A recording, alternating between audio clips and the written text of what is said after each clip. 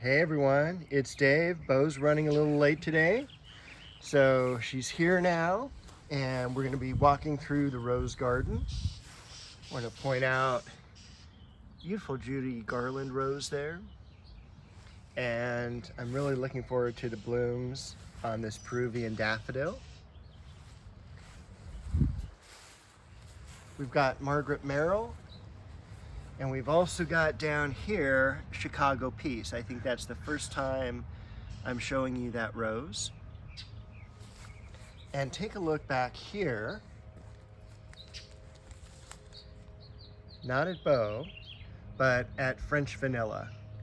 That is just the coolest rose. It is super fragrant. I don't know how available it is on the market, but it's one I picked up many years ago, and it's one of my favorites year in and year out. We've also, let's see, got that fantastic Bacopa back there. The dwarf Hinoki cypresses are doing well. We've got a few tomatoes on the tomato plant, which has been struggling this year. It's been a very weird year for tomatoes. But take a look at that dahlia. It's just gigantic. And the apple tree is just loaded with apples, although you'll notice that a few of the ones at the top are eaten. Those parrots you heard a couple weeks ago were all in my tree yesterday, just chomping away like it was Thanksgiving. We got some gladiolas coming into bloom. Let's see, back here we've got in the very far back, that's banana shrub and pink clover. Got a few foxglove still. See if those will bloom this year. If not, they'll bloom next year. The fuchsia looks like it's pretty well done blooming. I'm hoping it's gonna survive the heat we've got coming up. Should be nice for the next week, but then we're supposed to get into the 90s. That's Legend. And let's see if we got Touch of Class. And I also wanted to point out all the new growth on the crabapple, which is really great because it's replacing an established tree, and I need as much growth as possible this year from it for some shade. We've got some buds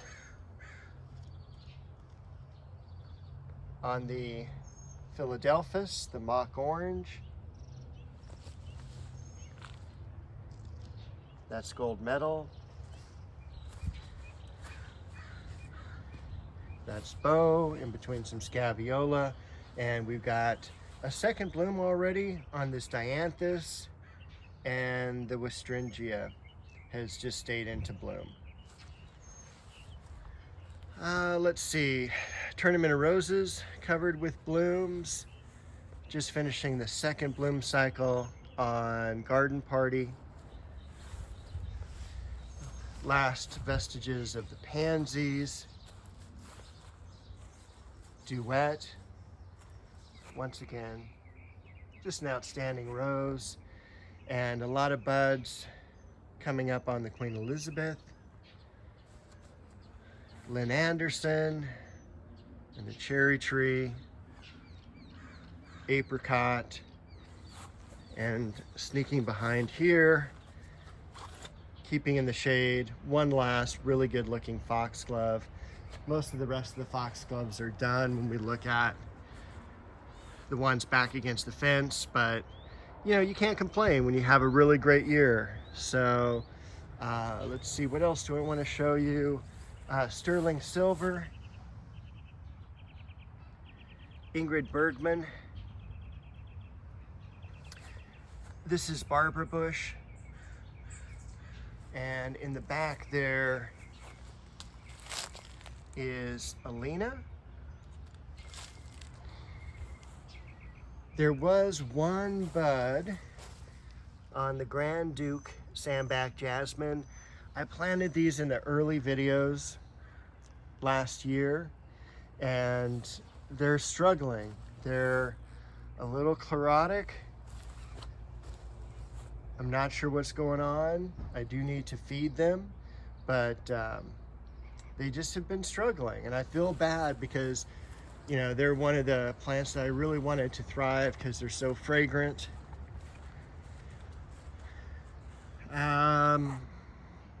Dogwood tree still there. Peonies are done blooming.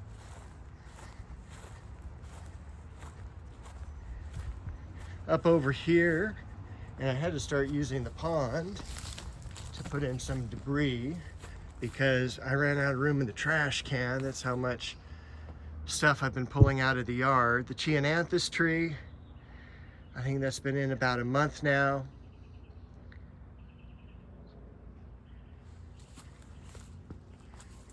It's a variety of Pittosporum, only gets about 3 feet tall. I'll probably put a shade cloth over the clivia as we get into some heat. And then we've got the Agastache and Liriope, Silver Dragon, around the Japanese maple. Probably throw some shade cloth over this as well for the first heat wave. I'm not sure yet where to put the Jatropha, and I do know where to put the dwarf lilac. So this is what I've been working on. You saw a little bit of work done last week, but I did a lot more this week. So I've cleared out a lot of the weeds around the bricks, which those aren't bricks, those are rocks, but takes a lot of time to move those and replace those. Got a lot of the weeds out, mulched everything yesterday, and I want to point out just the very beginnings of the blooms on the bee balm, or Monarda is the botanical name. Nice little stand of it there, and it's one of those plants I'd never grown before, tried it, and it's just comes back every year. It's really one of the more fun plants in the yard. I tied up all the Gaura, basically put it in a small tomato cage. The Heliotrope's done blooming in the back with the lighter lavender, and then the darker is back there. I did put in the Blatilla, so those will come back every year. That's the hardy ground orchid. And then in front of that is the variegated geranium. Still have some stuff to do. That's where the lilac is going to go, back there. And we've got the fern in front of that. Bose catnip. And also, I think that is Cornus canadensis, which will be a creeping dogwood next to the conifer, which I don't remember what variety that is. And then next few days, I'll attack this area and then eventually get over here. The daylilies, look at the bloom on that. And then this one has yet to open. And the lavenders, they also need to be cut back, but I cut back a huge honeysuckle bush out in front of the home. So that's kind of filled the trash can up for last week and this week, and quite honestly next week. This is Celebrity Tree Rose, one of the best yellows you can get. The Mandevilla is still blooming, and there were a few blooms off season. You will get off season blooms on the magnolia this time of year. Not a whole lot, but enough to remind you to look forward to the winter time when this is in full bloom. So with that, I'm going to leave you for this week, and I will see you next week with other garden updates.